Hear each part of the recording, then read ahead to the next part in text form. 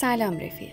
تا حالا پیش اومده یه اتفاق کوچیک، یه حرف ساده یا حتی یه نگاه باعث بشه ناگهان انگار آتیش بگیری؟ قلبت تند بزنه یا فکر کنی دوباره برگشتی به بچگی؟ این حس اتفاقی نیست. ممکنه رد پای زخمی باشه که سالها پیش خوردی. وقتی هنوز بچه بودی از دنیا فقط بازی و رویا میخواستی. الان میخوام با هم یه سفر کنیم. سفری به گذشته. برای پیدا کردن زخمای قدیمی و این بار نه برای یادآوری درد بلکه برای درمانش. بخش اول. تروما چیه اصلا؟ تروما همون زخمیه که به چشم دیده نمیشه ولی رو روح آدم میمونه. شاید بچگیت پر از داد و دعوا بوده، شاید حس کردی کسی به حرفات اهمیت نمیده، شاید همیشه ازت انتقاد شده یا مقایسه شدی، یا حتی اتفاقهای سختری افتاده که دوست نداری حتی بهشون فکر کنی. مشکل اینجاست که مغز بچه‌ها بلد نیست این چیزا رو پردازش کنه، پس قایمش میکنه. ولی اون زخمه میمونه و وقتی بزرگ میشیم تو رفتار و احساساتمون خودش رو نشون میده. بخش دوم. از کجا بفهمم تروما دارم؟ ببین، هیچ کس بدون زخم از کودکی بیرون نمیاد، اما بعضی زخم‌ها عمیق‌ترن. اگه اینا رو داری ممکنه تروما پشتش باشه. از انتقاد حتی سازنده میترسی یا ناراحت میشی. تو رابطه‌ها زود به هم میریزی یا نمیتونی اعتماد کنی. همیشه تو ذهنت یک صدای منفی میگه تو کافی نیستی، یا حتی بی‌دلیل یه حس شرم با خودت داری.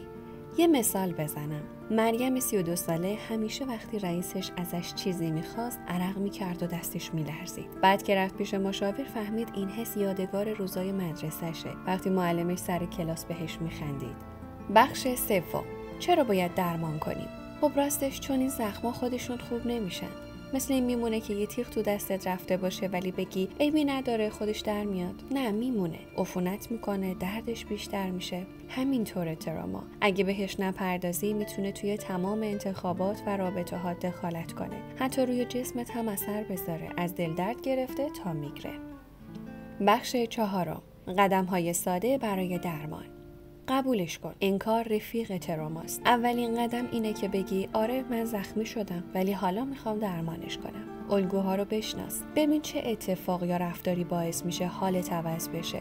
یادداشتشون کن. کمک حرفه‌ای بگیر. روانشناسایی هستن که با روش‌هایی مثل EMDR یا شناخت درمانی کمک میکنن مغزت خاطره رو دوباره پردازش کنه. با کودک درونت حرف بزن. مسخره شاید به نظر بیاد ولی خیلی کمک میکنه. بهش بگو دیگه تنها نیستی. من کنارت هستم. محیط امن بساز. دوست و جمعی پیدا کن که تو رو قضاوت نمیکنن و پشتیبانت هستن. یه دقیقه این ویدیو رو پاس کن و توی کامنت ها بنویس چی فکر میکنی بزرگترین زخمیه که از کودکی با خودت آوردی. شاید داستانت دوا باشه برای زخم یکی دیگه. بخش پنجم. داستان الهام بخش. بذار یه داستان کوتاه بگم.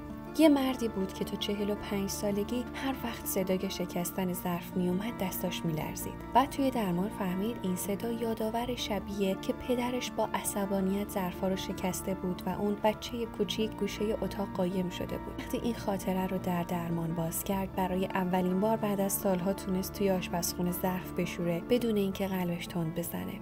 این یعنی درمان ممکنه حتی بعد از دهه‌ها. بخش ششم. مراقبت مداوم. راه درمان کوتاه نیست ولی با کار کوچیک میشه کمکش کرد. مدیتیشن 5 دقیقه‌ای صبح، نوشتن هرچی احساس داری قبل خواب و اینکه به خودت حق بدی احساسات داشته باشی بدون قضاوت. جمع‌بندی.